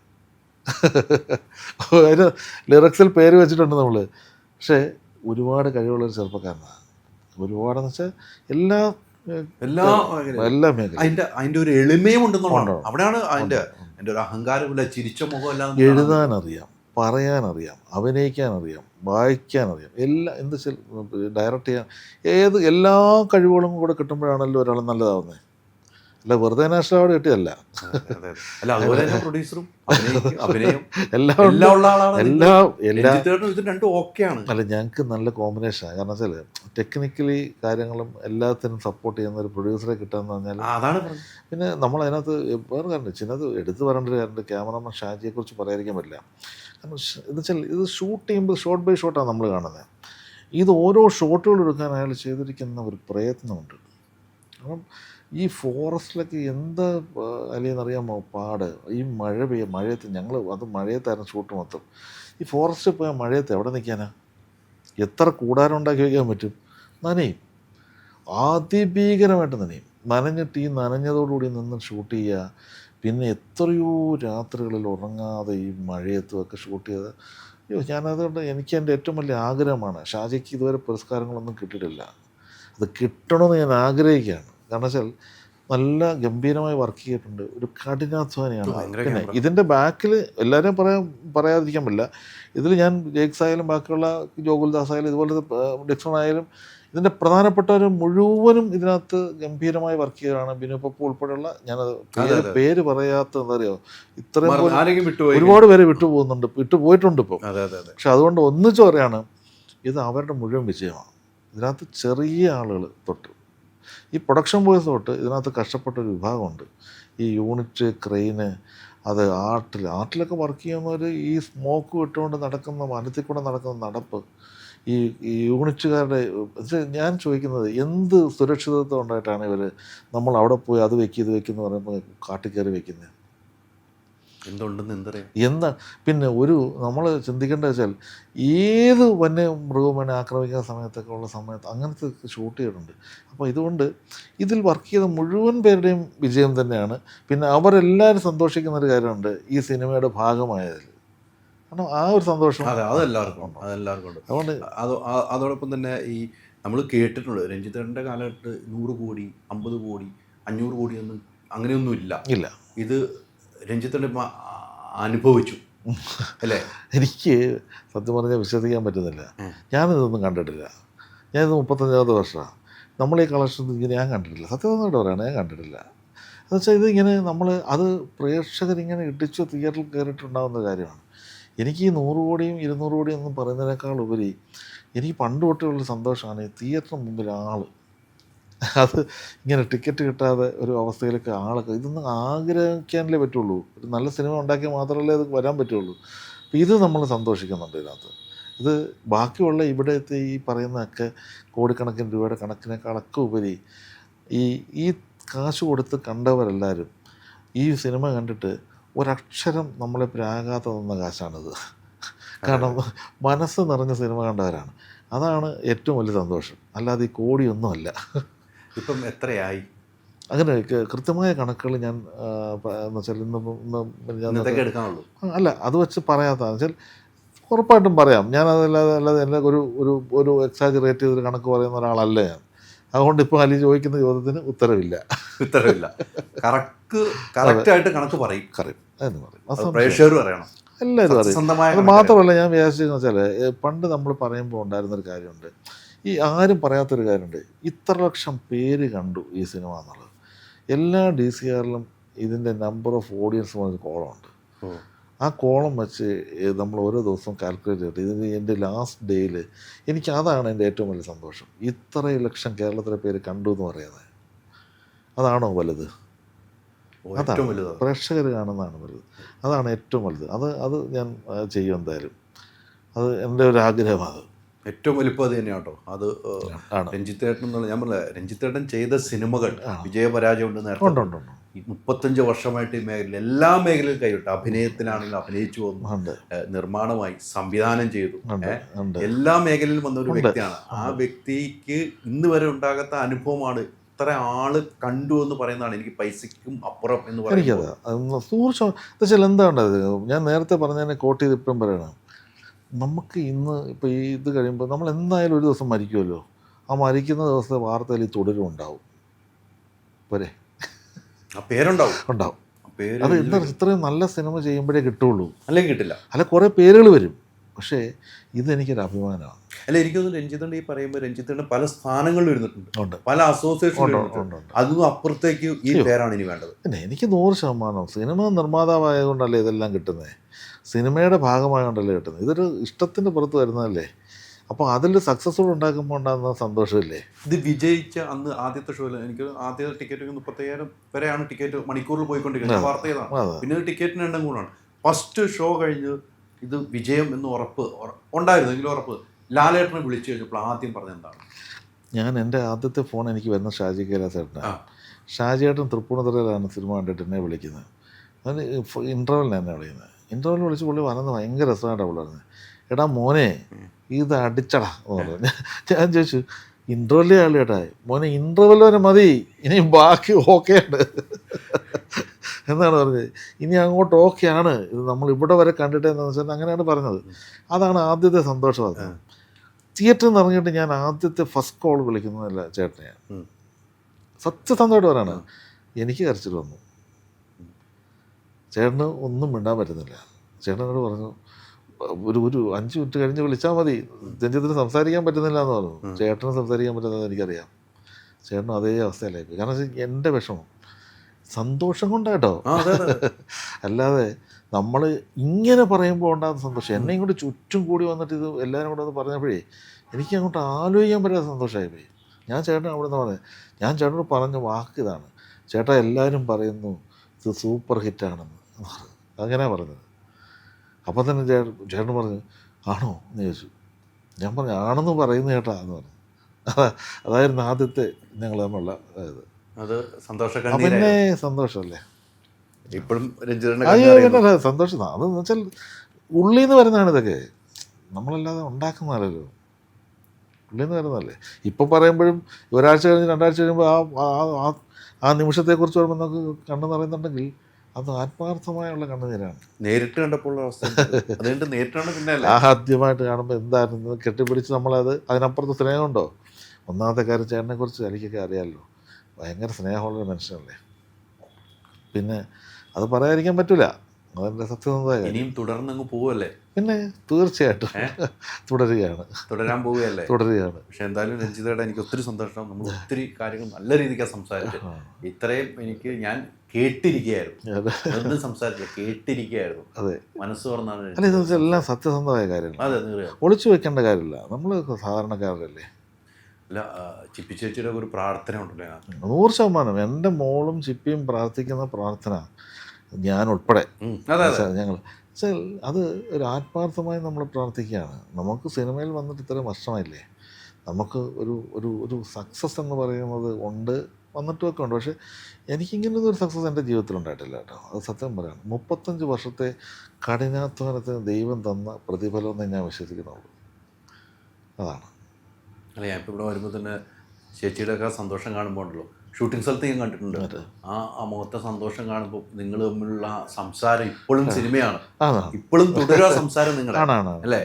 അപ്പോൾ എന്തുമാത്രം യാത്ര ചെയ്ത് 12 വർഷവും നിങ്ങളിത് സംസാരിച്ചുകൊണ്ടിരിക്കുക ഈ സിനിമയെ കുറിച്ച്. എൻ്റെ മോൾ എന്നോട് ചോദിച്ചൊരു കാര്യമുണ്ട്. മോക്കെല്ലാം 12 വർഷങ്ങൾക്ക് മുമ്പ് അറിയാം, ചിപ്പിക്കറിയാം, മോക്കറിയാം. മോള് കുറച്ചുകൂടെ സിനിമയിൽ ഇപ്പോൾ മറ്റേ ഇതിൻ്റെ എക്സിക്യൂട്ടീവ് പ്രൊഡ്യൂസറായിട്ടൊക്കെ മോളുണ്ടല്ലോ. അപ്പോൾ എൻ്റെ കഴിഞ്ഞ വെബ് സീരീസിലും ഇതിലുമൊക്കെ ഉണ്ട്. അവൾ ഭയങ്കര സിൻസിയറായിട്ട് വർക്ക് ചെയ്യുന്ന ഒരാളാണല്ലോ. അപ്പോൾ ചിപ്പി എല്ലാം സിനിമയെക്കുറിച്ച് കൂടുതലും കാര്യങ്ങൾ ചിപ്പി സിനിമയിലൂടെ വന്നാണ്ട് ചിപ്പിക്ക് അറിയാമെങ്കിലും മോക്കങ്ങ് അത്രയും ഇല്ലല്ലോ. അവളെപ്പോഴും അവളുടെ ഏറ്റവും വലിയ വിഷമമായിരുന്നു ഈ സിനിമ ഇത് ഷൂട്ട് ചെയ്യാൻ പറ്റാത്തതിൽ. എന്നോട് എപ്പോഴും പറയും, അച്ഛാ ഈ കഥ എന്തുകൊണ്ട് ചെയ്യാൻ പറ്റുന്നില്ല. അപ്പോൾ ഞാൻ പറയും, നന്നായി ഒരു ദിവസം വരും. അപ്പോൾ ഇത് വന്നു, ഇത്രയേ ഉള്ളൂ. അതെ. എന്തായാലും തുടരട്ടെ, തുടർന്നുകൊണ്ടേയിരിക്കട്ടെ. ഇനിയും നല്ല നല്ല സിനിമകൾ രജപുത്രയുടെ കീഴിൽ നമുക്ക് വേണം. രഞ്ജിത്ത് ഏട്ടൻ്റെ കൈകളിൽ ഭദ്രമായിരിക്കും സിനിമകൾ എന്നുള്ളത് തെളിയിച്ചിരിക്കുന്നു. തരുമൂർത്തിയെ പോലെ ഒരു സംവിധായകനെ ലാലേട്ടന് മുമ്പിൽ കൊണ്ടിരുത്തി കഥ പറഞ്ഞ ആ ചരിത്രം നമുക്ക് മറക്കാൻ പറ്റില്ല. അവരെല്ലാവരും ഹാപ്പിയാണ്, എല്ലാവരും ഹാപ്പിയാണ്. നമുക്ക് ഇതിൻ്റെ സക്സസ് ഒക്കെ ഒന്ന് ആഘോഷിക്കണം, അടിപൊളിയാണ്. ഇനി നിങ്ങൾ നേരത്തെയും തള്ളിയില്ല, ഇപ്പോഴും തള്ളുന്നില്ല, ഇപ്പോഴും ഓക്കെയാണ്. പക്ഷെ എല്ലാവരും കൂട്ടി ഒന്ന് സക്സസ് ആഘോഷിക്കണം കേട്ടോ. നമുക്ക് തീർച്ചയായിട്ടും ചെയ്യും, നമ്മൾ പ്രതീക്ഷിക്കുന്നു. തീർച്ചയായിട്ടും. ഒത്തിരി സന്തോഷം രഞ്ജിത്തേട്ടാ. Thank you. Ultra modern kitchen devices. ഒരു കിച്ചണിൽ വേണ്ട എല്ലാ ലേറ്റസ്റ്റ് ബ്രാൻഡുകളും ഇവിടെയുണ്ട്. ലോകോത്തര ബ്രാൻഡുകൾ, original products, wide range. MyG future. WhatsApp വഴി ഇംഗ്ലീഷ് പഠിക്കാൻ ഇംഗ്ലീഷ് കഫേ ഉള്ളപ്പോൾ ഇംഗ്ലീഷ് ഒരു വിഷയമേ അല്ല. English cafe, we present you the perfect English. WhatsApp now 9633 888 575.